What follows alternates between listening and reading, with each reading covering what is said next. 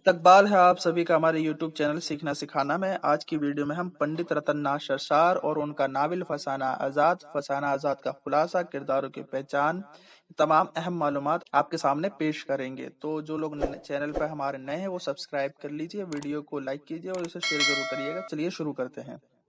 पहला पॉइंट, नाम पंडित रतन नाथ दर था और तखल्लुस सरशार। दूसरा पॉइंट, रतन नाथ शरशार 1847 ईस्वी में लखनऊ में पैदा हुए और इंतकाल 27 जनवरी 1902 ईस्वी को हैदराबाद में हुआ। तीसरा पॉइंट, सरशार का ताल्लुक एक कश्मीरी ब्राह्मण खानदान से था। चौथा पॉइंट, सरशार के वालिद का नाम पंडित बीजनाथ दर था, जो कश्मीर से आकर तिजारत की गर्ज से लखनऊ में आबाद हो गए थे। पांचवा पॉइंट, सरशार अभी 4 साल के थे कि उनके वालिद वफात पा गए। छठा पॉइंट, सरशार ने खानदानी दस्तूर के मुताबिक अरबी और फारसी की तालीम मदरसे में और अंग्रेजी की तालीम अंग्रेजों के कायम करदा किंग कॉलेज लखनऊ में पाई थी। सातवां पॉइंट, सरशार का पहला मजमून कश्मीरी पंडितों के फिरके की जानिब से शाये होने वाले एक रिसाले मुरासिला कश्मीर में शाये हुआ। आठवां पॉइंट, सरशार के कई मजमून अखबार सर रिश्ता तालीम, अवध, मरातुल हिंद, रियाजुल अखबार, अवध पंच वगैरह में शाये हुए थे। नवा पॉइंट, अब्दुल कादिर के मुताबिक सरशार के नए तर्ज तहरीर की इब्तिदा अवध पंच से हुई। ये लखनऊ से निकलने वाला एक मजाहिया जुरीदा था, जिसके एडिटर मुंशी सज्जाद हुसैन थे, जिन्होंने सबसे पहले उर्दू जराइद को मजाह और जराफत से रोशनास कराया। 10वां पॉइंट, मुंशी नबिल किशोर ने सरशार को 10 अगस्त 1878 ईस्वी को अवध अखबार का मदीर मुकर्रर किया था। 11वां पॉइंट, सरशार ने जराफत के उन्वान के तहत किस्तवार अवध अखबार में लिखना 1878 में ही शुरू किया था। 12वां पॉइंट, सरशार ने फसाना आजाद जिल्द अव्वल की सारी किस्तें जराफत के उन्वान के तहत अवध अखबार में ही लिखी थी, जो बाद को 1880 ईस्वी में फसाना आजाद के नाम से शाये हुई थी। 13वां पॉइंट, हैदराबाद के महाराजा सर किशन प्रसाद ने 1895 ईस्वी में सरशार को 200 रुपए माहवार पर मुलाजिम रखकर अपनी नज्म व नस्र इस्लाह का काम सौंपा था। 14वां पॉइंट, सरशार को शायरी में मुंशी मुजफ्फर अली असीर से शर्फ तलम्मुज हासिल था। 15वां पॉइंट, सरशार ने महाराजा किशन प्रसाद की सरपरस्ती में हैदराबाद से एक मायारी अदबी माहवार रिसाला दबदबा आसिफी के नाम से 1898 ईस्वी में जारी किया था। 16वां पॉइंट, सरशार की शख्सियत और मिजाज में लखनवी तहजीब और सरसैयद की इस्लाही तहरीक दोनों के असरात मिले जुले नजर आते हैं। 17वां पॉइंट, सरशार रजब अली बेग सुरूर के पैरों थे। सरशार जहां भी सरूर का नाम लेते हैं, सुरूर मबरू लिखकर इज्जत और एहतराम का इजहार करते हैं। पंडित रतन नाथ शरशार की तसानीफ।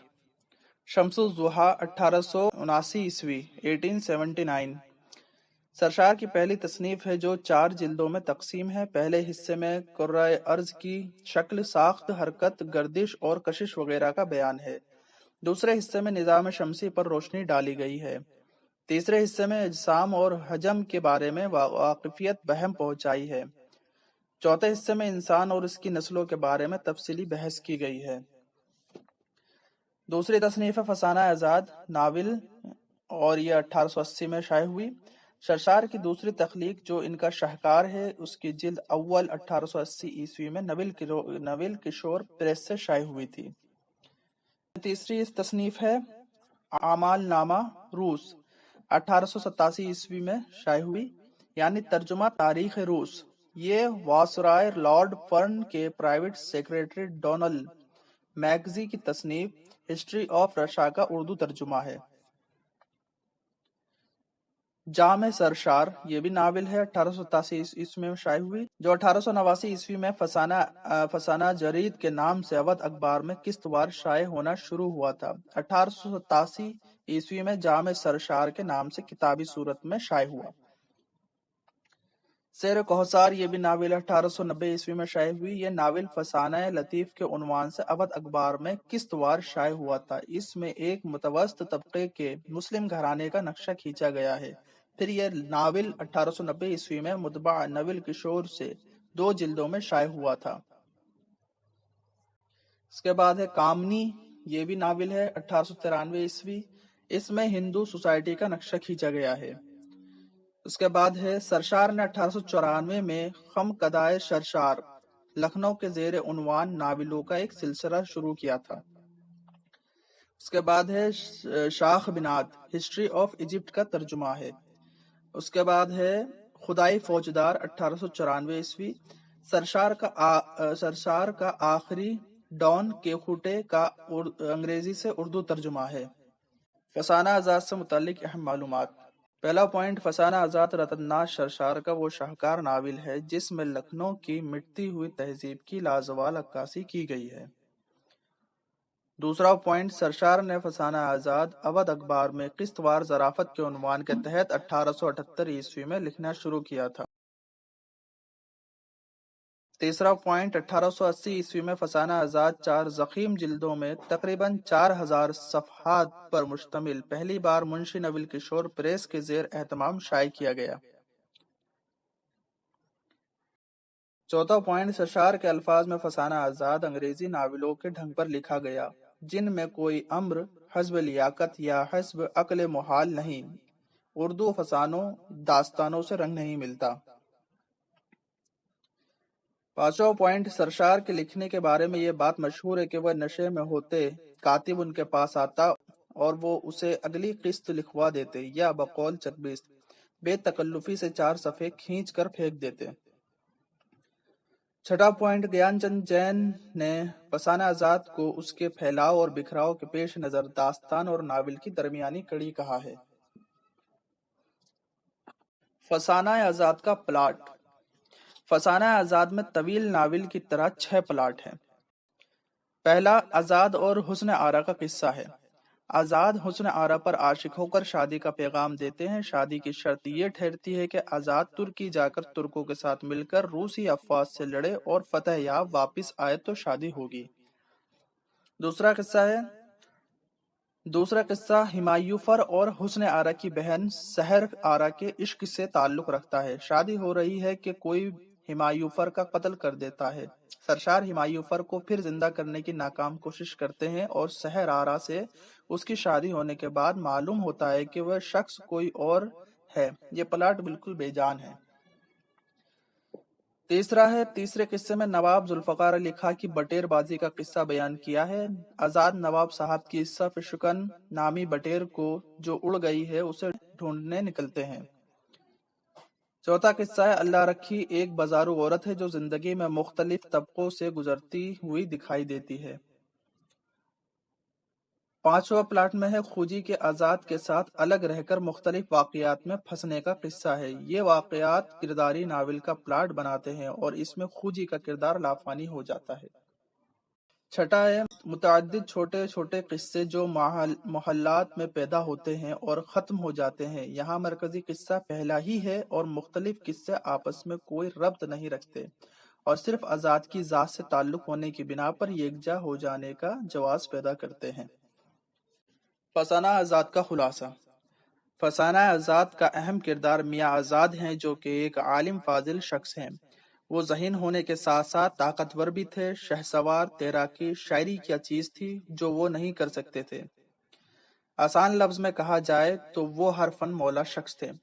इस नावल का दूसरा अहम शख्स खोजी है जो असल में इस कहानी का दिलचस्प किरदार है। पतले दुबले कमज़ोर आदमी, अफीम के रसिया, इतने कि अगर एक दिन अफीम ना मिले तो उनकी जान निकलने लगती है। यूं तो वो कमज़ोर हैं, किसी से मुकाबला करने की हिम्मत नहीं, मगर हर किसी से लड़ते रहते थे। खोजी और आज़ाद मियाँ की मुलाकात नवाब के यहाँ होती है। फिर वो दोनों दोस्त बन जाते हैं। किसी शहर की एक खूबसूरत पढ़ी लिखी लड़की से आज़ाद मियाँ की मुलाकात होती है। आज़ाद उसको शादी का पैगाम देते हैं, मगर वो शर्त रखती है कि तुर्की जाओ और तुर्कों के साथ मिलकर रूस के खिलाफ जिहाद करो। अगर तुम फातेह ठहरे तो हम शादी कर लेंगे। آزاد اس شرط کو تسلیم کرتا ہے اور خوجی کے ساتھ ترکی روانہ ہو جاتے ہیں۔ فسانہ آزاد دراصل اسی سفر میں پیش حالات و واقعات کی داستان ہے۔ سفر کے دوران ہی وہ ایک شخص سے جھوٹے عامل کا قصہ سن کر اس کو دیکھنے جمل پور چلے جاتے ہیں۔ وہاں عامل مجموعے میں اپنی طاقت کی شیخیاں بگار رہا ہوتا ہے۔ ایک ہاتھ مار کر پہلوان کو پلٹ دیتا ہے اور اکڑ کر کہتا ہے اور کوئی جو آزمائے زور؟ یہ سن کر آزاد میاں لنگوٹ کس کر میدان میں اتر جاتے ہیں اور چٹ سے کلانچ مار کر عامل کو چاروں شانے چت کر دیتے ہیں اور فرماتے ہیں بتا کاٹ لوں ناک قتل لوں کان۔ یہ منظر دیکھ کر گاؤں والوں کے سامنے عامل کی بجائے آزاد میاں کی واہ واہ ہو جاتی ہے۔ عامل کو چت کرنے کے بعد آزاد میاں پھر سے شہر گھومنے لگتے ہیں کہ ان کا ٹکراؤ ایک بانکا سے ہو جاتا ہے۔ اس بانکے کو اپنے بانکا ہونے پر بہمان ہوتا ہے۔ اس کی وجہ سے کوئی سندلی سوٹ نہیں پہن سکتا تھا، لیکن آزاد میاں اگلے ہی دن سندلی سوٹ اور ٹوپی پہنے بازار میں تشریف لے آتے ہیں۔ یہ بات باغے کو پتہ لگتی ہے، وہ چلا آتا ہے اور کہتا ہے اتار سندلی ٹوپی گستاخ۔ یہ سنتے ہی آزاد میاں اس باغے کے سر سے ہی ٹوپی اتار کر اسے رہگزر درزی کی ٹوپی پہنا دیتے ہیں۔ یہ دیکھ کر لوگوں کی گھگیا بن جاتی ہے۔ ایک دن آزاد منادی کرواتے ہیں کہ صبح میں اپنے فن کے کرتب دکھاؤں گا، اور لوگوں کو طرح طرح کے کرتب دکھاتے ہیں۔ یوں نواب صاحب کے دربار میں بیٹھے ایک مصاحب نے کہا ایک عالم شہر سے آیا ہے، کہتا ہے ساری کتابیں چاٹ گیا ہوں، سچ کو جھوٹ کر سکتا ہوں، مگر وہ خدا کو نہیں مانتا، پکا ملحد اور منکر ہے۔ آزاد میاں کے دل میں مصاحب کی بات سن کر عالم سے ملنے کا خیال پیدا ہوتا ہے۔ نواب صاحب عالم کو دربار میں بلواتے ہیں۔ عالم اور آزاد میاں آمنے سامنے آ جاتے ہیں۔ عالم کہتا ہے میرے 3 سوال کے جواب دے کر مجھے مطمئن کرو۔ پہلا سوال ہے اگر خدا ہے تو ہمیں نظر کیوں نہیں آتا؟ دوسرا سوال یہ ہے کہ شیطان کو آگ سے بنایا گیا ہے اور اسے دوزخ میں جلایا جائے گا۔ واہ واہ، بھلا آگ کی بنی چیز کو آگ سے کیا ڈر، اس سزا کا اس کو کیا خوف؟ تیسرا سوال یہ ہے کہ جو کرتا ہے اللہ ہی کرتا ہے، پھر انسان کا کیا قصور؟ عالم کے مشکل ترین سوال سن کر چاروں جانب سناٹا چھا جاتا ہے۔ آزاد میاں اس کے سوال سن کر ایک مٹی کا ڈھیلا کھینچ کر اس منکر کی کھوپڑی پر مارتے ہیں۔ عالم چلاتے ہوئے بیٹھ جاتا ہے اور کہتا ہے تجھے سوالوں کے جواب نہیں آتے تو مارنے پر اتر آیا؟ نواب صاحب بھی آزاد کی اس حرکت کی وجہ دریافت کرنے لگتے ہیں۔ آزاد میاں کہتے ہیں کہ میں نے تینوں سوالوں کا جواب دیا ہے، اگر یہ قدردان ہوتا تو مجھے گلے سے لگا لیتا۔ اس کا پہلا سوال تھا کہ خدا ہے تو ہمیں نظر کیوں نہیں آتا؟ اس بات کا جواب یہ ہے کہ اگر اس ڈھیلے سے اس کو چوٹ لگی تو چوٹ ہمیں نظر کیوں نہیں آ رہی؟ دوسرا اس نے کہا کہ شیطان کو دوزخ میں جلانا بیکار ہے کیونکہ وہ خود آگ کا بنا ہے۔ تو میرا جواب یہ ہے کہ یہ بھی تو مٹی کا بنا ہوا ہے، اس کی کھوپڑی بھی مٹی کی بنی ہوئی ہے، پھر یہ مٹی کا ڈھیلا لگنے پر کیوں بھن نہ گیا؟ پھر اس کا تیسرا سوال تھا کہ جو کرتا ہے اللہ ہی کرتا ہے، انسان قصوروار کیسے ہوا؟ تو پھر اسے ڈھیلا مارنے کا قصوروار مجھے کیوں ٹھہرایا جا رہا ہے؟ آزاد کے جواب سن کر سب دنگ رہ جاتے ہیں اور ان کی واہ واہ ہوتی ہے۔ آزاد کھوجی کے ساتھ سفر کرتے ہوئے بڑا لطف حاصل کرتے ہیں۔ سفر کرتے ہر جگہ اپنے کارناموں کی فہرست میں اضافہ کرتے جاتے ہیں۔ آخر کار وہ سمندر کے راستے ترکی کے سفر پر روانہ ہو جاتے ہیں اور ان کے ساتھ کھوجی بھی سفر کا ارادہ رکھتا ہے، لیکن پانی کو دیکھ کر گھبرا جاتا ہے اور سفر کرنے سے انکار کر دیتا ہے۔ آخر میں اس کا حل نکالا جاتا ہے اور کھوجی کو افیم پلا کر بے ہوش کر دیتے ہیں اور چارپائی پر ڈال کر جہاز میں لے جاتے ہیں۔ دوران سفر کپتان کی جانب سے آندھی کی اطلاع ملتی ہے۔ آندھی کو دیکھ کر مسافروں کو حفاظتی کشتیوں میں سوار کیا جاتا ہے۔ ان لوگوں کو قریب ہی ایک جزیرہ نظر آتا ہے جہاں لوگ مشعلیں روشن کیے کھڑے ہوتے ہیں تاکہ مسافروں کو جزیرے کی خبر مل سکے۔ وہاں کے لوگ اپنی حیثیت کے مطابق مسافروں کو خیر مقدم کہتے ہیں۔ اگلی صبح آزاد میاں وہاں سے روانہ ہو کر قسطنطنیہ پہنچتے ہیں۔ وہاں وزیر جنگ کے دوست کی بیٹی میڈا ملتی ہے جو انہیں شادی کا پیغام دیتی ہے۔ آزاد اسے انکار کرتے ہیں تو وزیر جنگ کو یہ کہہ کر کہ آزاد روس والوں کا جاسوس ہے، آزاد کے خلاف کر دیتی ہے اور قید کروا دیتی ہے۔ کئی ماہ قید میں رہنے کے بعد ان کے حوالے سے تحقیقات کی جاتی ہے تو سب کو علم ہوتا ہے کہ آزاد میاں بے قصور ہے۔